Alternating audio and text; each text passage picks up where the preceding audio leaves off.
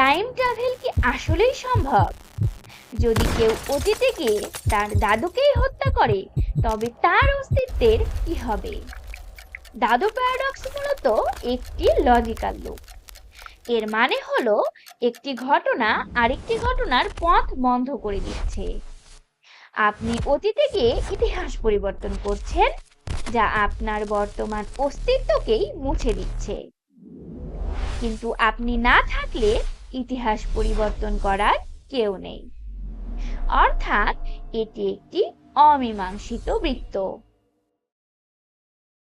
Steven Hawking এর মতো বিজ্ঞানীরা এই কারণেই মনে করতেন অতীতে সময় ভ্রমণ করা হয়তো কখনোই সম্ভব হবে না, কারণ প্রকৃতি তার নিজের নিয়ম বা ক্রোনোলজি ভাঙতে দেয় না। তবে বিজ্ঞানীরা এর দুটি চমৎকার সমাধান দিয়েছেন। প্রথমটি হলো প্যারালাল ইউনিভার্স বা মাল্টিভার্স থিওরি। এই তত্ত্ব অনুযায়ী আপনি যখন অতীতে গিয়ে আপনার দাদুকে মারার চেষ্টা করবেন, তখন মহাবিশ্ব দুটি ভাগে ভাগ হয়ে যাবে। আপনি যে দাদুকে মারবেন তিনি অন্য একটি মহাবিশ্বের। আপনার নিজের মহাবিশ্বে আপনার দাদু ঠিকই বেঁচে থাকবেন। অর্থাৎ আপনি আপনার অস্তিত্ব হারাবেন না, শুধু একটি নতুন টাইমলাইন তৈরি করবেন।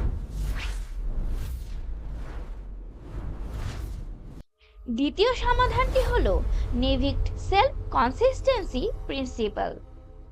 এই তত্ত্ব বলে আপনি অতীতে গিয়ে যাই করুন না কেন, ইতিহাস পরিবর্তন করতে পারবেন না। হয়তো আপনি দাদুকে মারতে গিয়ে দেখলেন বন্দুক কাজ করছে না, অথবা আপনি ভুল করে অন্য কাউকে আঘাত করেছেন। মজার ব্যাপার হলো, হয়তো আপনার এই অতীতে যাওয়ার ঘটনাটাই কোনোভাবে আপনার দাদুকে বেঁচে থাকতে সাহায্য করবে। অর্থাৎ অতীত সবসময় অপরিবর্তনীয়।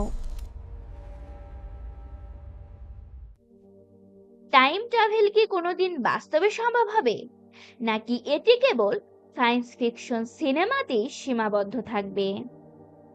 আইনস্টাইনের থিওরি অনুযায়ী ভবিষ্যতে যাওয়া সম্ভব হলেও অতীত এখনো এক বিশাল রহস্য। আপনার কি মনে হয়, মানুষ কি পারবে কোনোদিন অতীতের ভুলগুলো ঠিক করতে? কমেন্টে আপনার মতামত জানান। আজকের ভিডিওটি ভালো লাগলে লাইক দিন এবং আমাদের চ্যানেল জ্ঞানবিধিতে সাবস্ক্রাইব করতে ভুলবেন না। দেখা হবে বিজ্ঞানের নতুন কোনো রহস্য নিয়ে।